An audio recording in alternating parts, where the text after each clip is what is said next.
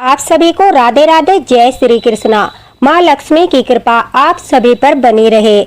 आज के वीडियो में हम जानेंगे कि दीपावली के दिन घर में धन की बरकत के लिए धन लक्ष्मी पोटली कैसे बनाई जाती है। देखिए, कुछ लोग जो है पोटली धनतेरस के दिन बनाते हैं, लेकिन यह पोटली दिवाली के दिन बनाना बहुत ही शुभ होता है, क्योंकि कहते हैं कि दीपावली के दिन माता लक्ष्मी गणेश जी भगवान सहित रात के समय हमारे घर में प्रवेश करती है और उस पोटली पर जो है माता लक्ष्मी का आशीर्वाद होता है। तो इसलिए उस पोटली को जो है दीपावली पर बनाना बहुत शुभ माना जाता है। अगर आप धनतेरस पर यह पोटली बनाते हो तो दीपावली पर भी इसे पूजा में अवश्य ही रखें। साथ ही मैं आपको बताऊंगी कि पोटली बनाते समय आपको कौन सी गलतियां नहीं करनी है। देखिए, पोटलियां तो सब बनाते हैं और धन की बरकत के लिए उसे लक्ष्मी पूजा में भी रखते हैं, लेकिन बहुत कम वीडियो में आपको बताया जाता है कि पोटली बनाते समय हमें किन गलतियों को नहीं करना है, अन्यथा उसका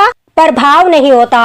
अर्थात जो पोटली बनाकर हम अपनी तिजोरी में रखते हैं उससे हमारे बरकत नहीं होती, बल्कि हमारे घर में आर्थिक तंगी रहती है, बहुत सारी समस्याएं होती है। मन में यह विचार भी आता है कि हमने तो धन लक्ष्मी पोटली भी बनाई थी, फिर भी हमारे घर में बरकत क्यों नहीं हो रही है। इसलिए पोटली बनाते समय आपको ये गलतियां नहीं करनी है। वीडियो को अंत तक अवश्य देखना, ताकि आपको पता चले कि आपको क्या गलतियां नहीं करनी है। तो आपके लिए बहुत ही जरूरी है जानना कि किस कारण से आपके घर में धन की बरकत नहीं होती, पोटली का प्रभाव नहीं होता। तो चलिए जानते हैं कि यह पोटली कैसे बनाई जाती है।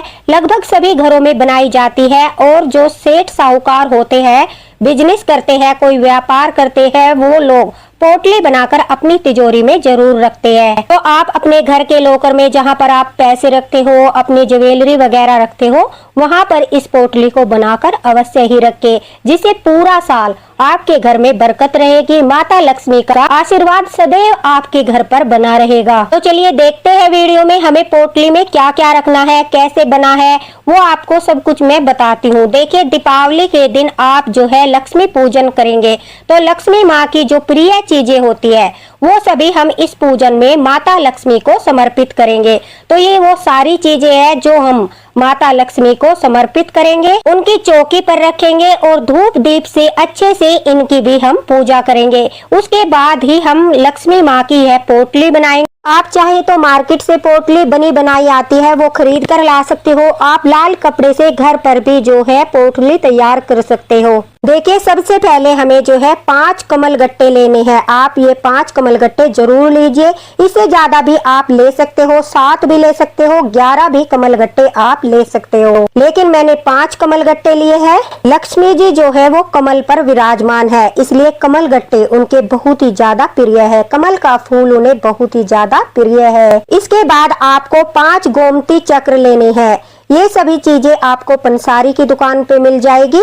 जहाँ पर पूजा का सामान मिलता है वहाँ पर ये सब चीजें आसानी पर मिल जाती है। और दीपावली पर तो हर जगह आपको ये पोटली की सारी चीजें उपलब्ध रहेगी, तो आप कहीं से भी ले सकते हो। गोमती चक्र आप छोटे भी ले सकते हो, बड़े भी ले सकते हो। देखिए, इन पर एक चक्कर होता है, तो आप देख लीजिए। ये छोटे बड़े साइज के जिस भी तरह के आपको मिलते हैं, उसी तरह के आप जो है 5 गोमती चक्र ले लीजिए। आप 7, 9, 11 इस संख्या में भी गोमती चक्र ले सकते हो। उसके बाद हम 5 कौड़ी लेंगे। देखिए, जो कौड़ी होती है वो आप पीले रंग की या फिर सफेद रंग की ले सकते हो, या फिर 5 कौड़ी आप सफेद रंग की, 5 कौड़ी आप जो है पीले रंग की, इस तरह से भी आप ले सकते हो। अगर दोनों तरह की कौड़ी आपके पास नहीं है तो किसी भी कलर की आप 5 कौड़ी ले लीजिए। इनकी संख्या भी आप अपने अनुसार ले सकते हो, 7, 9, 11। ये भी आपको पंसारी की दुकान पर आसानी से मिल जाएगी। तो इसके लिए हम 5 कौड़ी लेते हैं। जितनी ज्यादा संख्या में आपको लेनी है उतनी ज्यादा संख्या में आप ले सकते हो। देखिए, अगर आपके पास ये चीजें पहले साल की आपकी पोटली में रखी है तो कुछ चीजों को आप गंगा जल में धोकर दोबारा इस्तेमाल कर सकते हो। इसके साथ ही हम 5 सुपारी लेंगे। 5 सुपारी भी आपको अवश्य ही लेनी है। देखिए, सुपारी आप 7, 9, 11 इस संख्या में भी ले सकते हो। अगर आपके पास सुपारी नहीं है तो आप जो है पहली सुपारी को ही गंगा जल में धोकर दोबारा इस्तेमाल कर सकते हो। हल्दी की 2 गांठ लेनी है। हल्दी आपको नई लेनी है, क्योंकि पुरानी हल्दी में जो है छोटे छोटे छेद हो जाते हैं, कभी कभी हल्का सा कीड़ा भी लग जाता है। इसलिए हल्दी की गांठ आपको 2 लेनी है और ध्यान रखिए आपको बिल्कुल साबुत हल्दी की गांठें लेनी है। गांठें कहीं से भी टूटी हुई न हो, बिल्कुल साबुत हो। हल्दी की गांठ बहुत शुभ होती है, इसलिए हमें हल्दी भी अवश्य लेनी है। इसके साथ ही हम 2 लौंग लेंगे, 5 इलायची हमें भी लेनी है। जैसा कि मैंने पहले भी आपको बताया है, आप संख्या अपनी इच्छा के अनुसार कर सकते हो, 7, 9, 11, आप 21 भी ले सकते हो। लेकिन देखिए 5 तो चीजें अवश्य ही होनी चाहिए, 5 से ही हमारी पोटली प्रारंभ होती है। आपको साबुत लौंग लेनी है और 5 इलायची लेनी है। अपनी इच्छा के अनुसार आप जो है सामग्री की संख्या बढ़ा भी सकते हो। पोटली में रखने के लिए हमें धनिया जरूर लेना है। धनिया धन का प्रतीक होता है, जो धनिया हमें जरूर लेना है और थोड़ा सा धनिया लेना है, क्योंकि ज्यादा धनिया भी खराब हो जाता है। एक चांदी का सिक्का आपको अवश्य ही लेना है, सोने का भी ले सकते हैं, लेकिन चांदी का सिक्का तो अवश्य ही लेना है। यहाँ मैंने चांदी का सिक्का लिया है, तो आप भी चांदी का सिक्का ले सकते हो, या फिर आप चांदी का कोई भी गहना ले सकते हो, सोने का गहना ले सकते हो। पर ध्यान रखिए जो भी गहना आप रखते हो, साल भर आपको यह पोटली नहीं खोलनी है, तो उसी के अनुसार आपको अपना गहना रखना है। लक्ष्मी पूजा में जो दक्षिणा हम चढ़ाते हैं, वह दक्षिणा न तो दान की जाती है, न ही किसी को दी जाती है। इसलिए उस दक्षिणा को ही आप अपनी पोटली में रखिए। आप जो भी दक्षिणा 500 रुपए, 101 रुपया जो भी लक्ष्मी पूजन में चढ़ाते हो, वही दक्षिणा आपको अपनी पोटली में रखनी है। एक छोटा सा शंख भी आप ले सकते हो, सिंपल शंख भी ले सकते हो, दक्षिणावर्ती शंख भी ले सकते हो। पोटली बनाने के लिए अलग से शंख आते हैं। देखिए शंख को लक्ष्मी माता का भाई कहा जाता है और पोटली में शंख रखने से बहुत ज्यादा धन की बरकत होती है। इसलिए आप एक छोटा सा शंख अगर आपके पास है तो रख लीजिए, अगर नहीं है तो आप इस पार्ट को स्किप भी कर सकते हो। गुंजा के बीज भी आपको अपनी धन की पोटली में रखने हैं, या हम 5 या 7 गुंजा के बीज लेंगे। यह भी आपको जो है बहुत शुभ होते हैं, आपको अपनी पोटली में अवश्य ही रखने चाहिए। अगर आपके पास गुंजा के बीज नहीं है तो आप इस पार्ट को भी स्किप कर सकते हो, लेकिन आपको सुपारी, कोडी, गोमती चक्र, लौंग, इलायची, हल्दी की गांठ, धनिया, चांदी का सिक्का और दक्षिणा, ये चीजें तो अपनी जो है पोटली में अवश्य ही रखनी है। इनके द्वारा ही आपकी पोटली बनेगी। इसके बाद सारी चीजों को पहले तो हम लक्ष्मी पूजन में रखेंगे, उसके बाद लक्ष्मी पूजन के बाद वहीं पर बैठकर हम लक्ष्मी माता के सामने अपनी इस पोटली को बनाएंगे। सभी चीजों को बारी बारी से अपनी पोटली में रखेंगे। पोटली में सभी चीजों को रखने के बाद हम अच्छे से बांध लेंगे, तभी इसको पोटली बोलते हैं। बांधना बहुत जरूरी होता है। तो देखिए यहाँ पर हमारी पोटली बन गई है। अब हम इसको अच्छे से बांध लेंगे और माता लक्ष्मी के सामने समर्पित करेंगे। जहाँ पर हम अपने पैसे वगैरह रखते हैं या फिर उस स्थान पर रख देंगे। अगले साल दिवाली तक यह पोटली हमारी वहीं पर रखी रहेगी। इस पोटली को हमें खोलना नहीं है और अगले साल इस पोटली में जो सामान खराब हो जाता है उसे हमें पौधों में विसर्जित करना है और उनकी जगह पर हमें नया सामान लेकर फिर से दिवाली के दिन इसी प्रकार से पोटली बनाते हैं। माता लक्ष्मी से प्रार्थना करेंगे कि हे लक्ष्मी माता, हमारे घर में हमेशा धन के भंडार भरे रहे।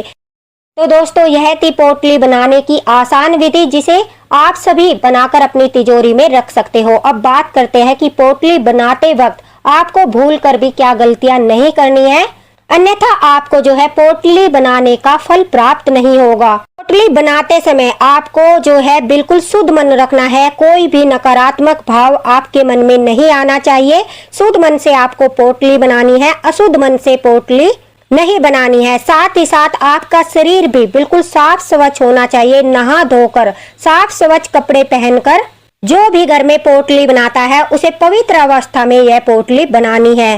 पुराने वस्त्र से, यानी आपके घर में अगर कोई पुराना वस्त्र है उससे आपको पोटली नहीं बनानी है। पोटली बनाने के लिए भी आपको लाल रंग का वस्त्र बिल्कुल नया लेकर आना है। साफ सुथरा शुद्ध रंग का लाल रंग का आपको जो है कपड़ा इस्तेमाल करना है। पुरानी पोटली बिल्कुल भी इस्तेमाल न करे। पुराने कपड़े से पोटली न बनाए।